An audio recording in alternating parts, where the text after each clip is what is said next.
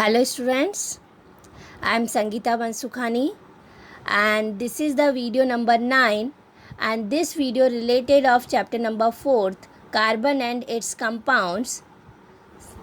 So in this video I will be explain homework question I already given in the last 1 to 8 videos.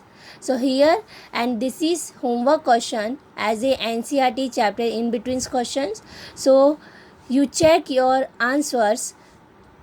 So I will be explain in this video one by one question. So please check your answer.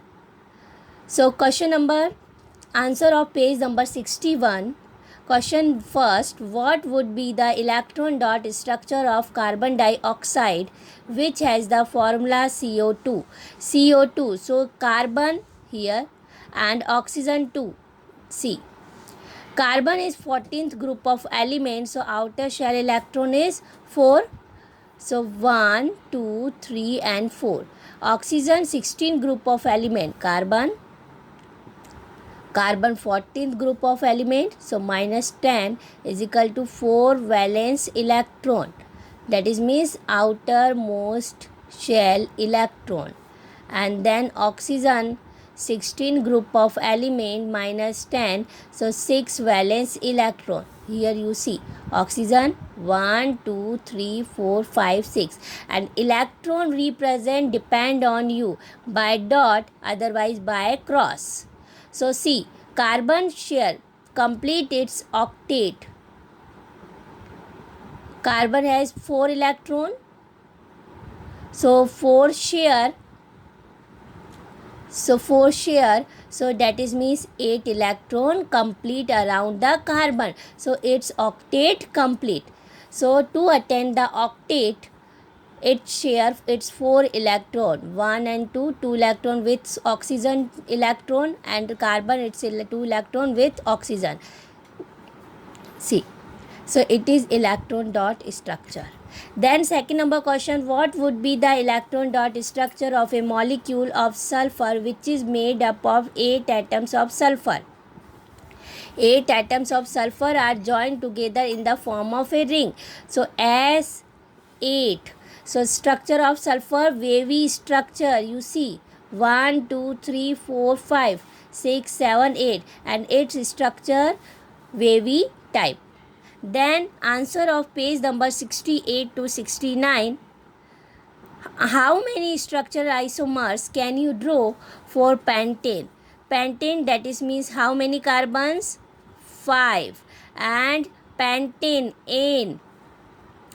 So 5 pent that is means 5 carbon.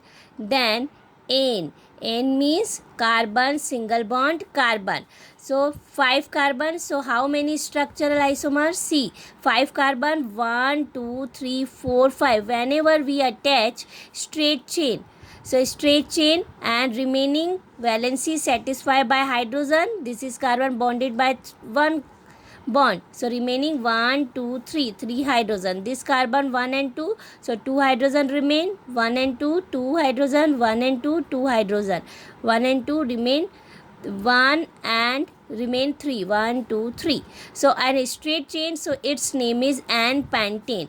But when one carbon attached as a isomeric way, branch way, see, attached with 4 carbon, so it is known as, see, this is 2CH3 group attached with carbon, so it is known as iso. So second is isopentane. See, CH3, CH2, CH2, CH3, CH3.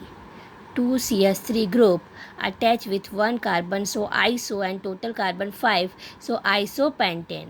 Then 1 carbon attached with 4 carbon, 1 2 3 4, this carbon attached 4 carbon, so it is known as neo, and balance and remains valency by hydrogen, so it is known as neopentane.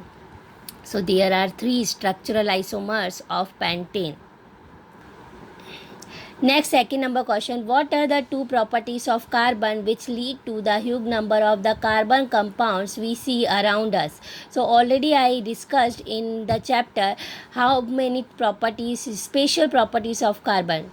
So represent too much long chain of carbon compounds. So two properties important: tetravalency and catenation.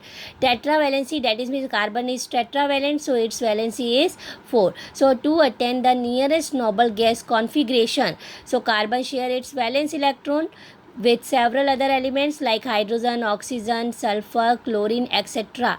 So give rise to a very large number of compound. So tetravalency, so it share its 4 electrons and octet complete. So it is tetravalency. Second is catenation. Carbon show the property of self-linking with other carbon atoms through covalent bond. That is means one carbon attached with second carbon attached third carbon. So self-linking through covalent bonds and form long chain or rings or carbon atoms. So this give rise to formation of a large number of organic compound. So there are two properties, tetravalency and second one catenation.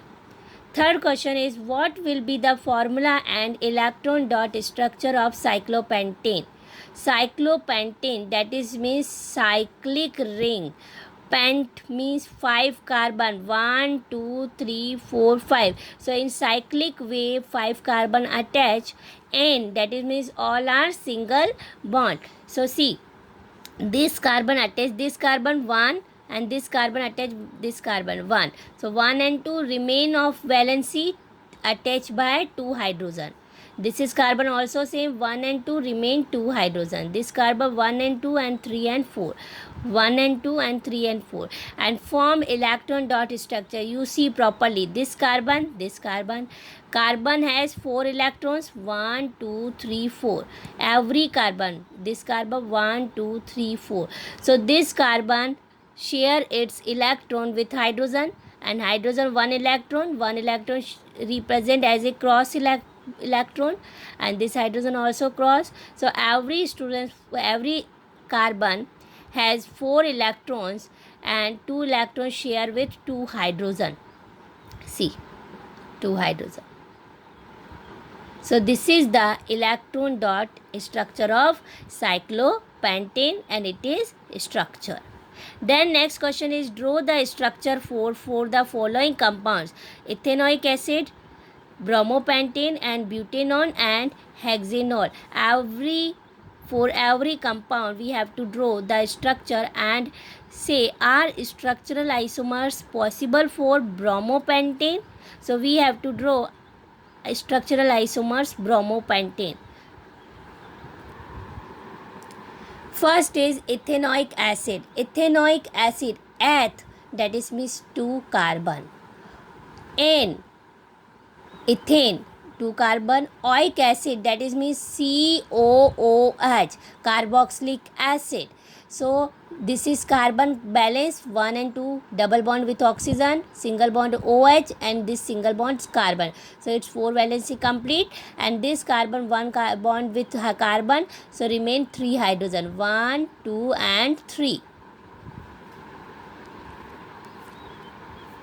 Then second, bromopentane, pent, 1 2 3 4 5, 5 carbon, bromo, that is means Br attached with carbon, 1 carbon, and ane, that is means single bond, so remain valency satisfied by hydrogen.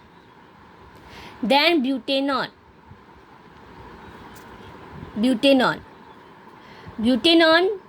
but means 4 carbon, 1 2 3 4, butane, and on means the carbon double bond O, ketonic group, and every, not a first carbon double bond O, so second number carbon double bond O, and then remain valency satisfied by hydrogens. This carbon 1 carbon with carbon, so remain 1 2 3. This carbon double bond with oxygen 2, and this carbon 3, and this bond with carbon 4, complete valency. This carbon 2 hydrogen, this carbon 3 hydrogen.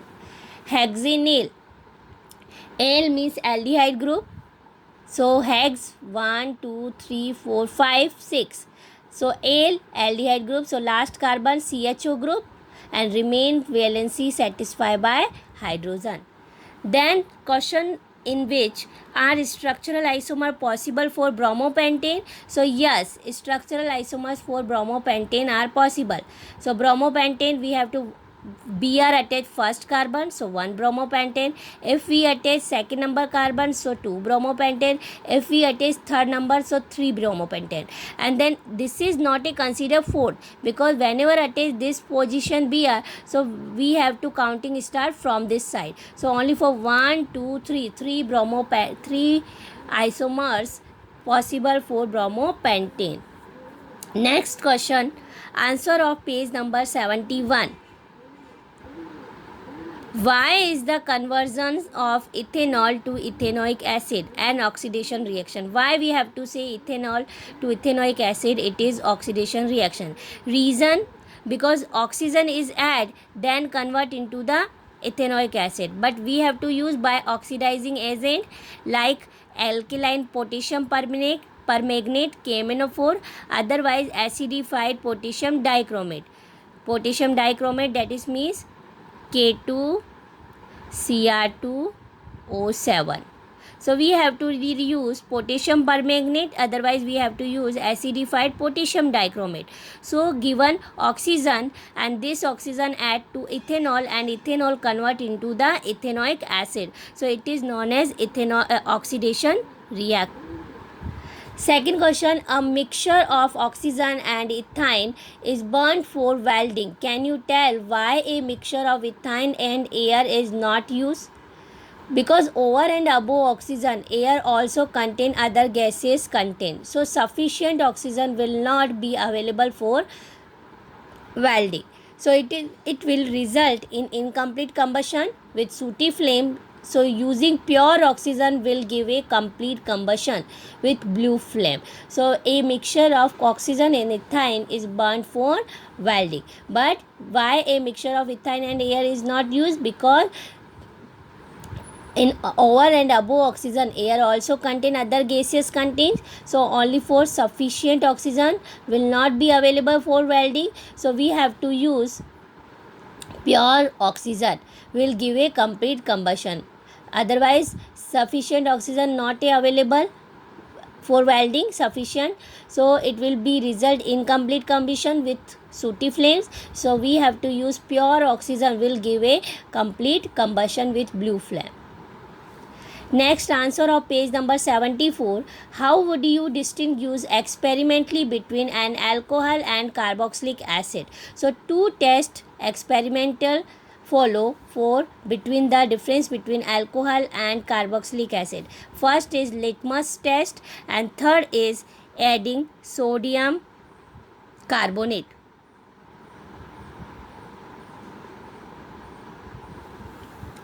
Adding sodium carbonate. कुछ हुआ. Litmus test. Litmus test, that is means alcohol shows no change on litmus paper, and carboxylic acid turn blue paper into red because it is acid. Then adding sodium carbonate Na2CO3, alcohol shows no action when Na2CO3 is added to. No reaction by alcohol, but carboxylic acid will produce brisk effervescence, that is means fumes of CO2 gas. So these two tests follow differentiate between alcohol and carboxylic acid. Second question, what are oxidizing agent? So oxidizing agent are substances which give oxygen to another substance. It is known as oxidizing agent. Two example given, alkaline KMnO4, that is means potassium permanganate. Second one, K2Cr2O7, potassium dichromate. Both can give oxygen to alcohol to convert them into carboxylic acid. So these both oxidizing agent important and using for alcohol to convert into the carboxylic acid. Answer of page number 76. Question number first. Would you be able to check if water is hard by using a detergent?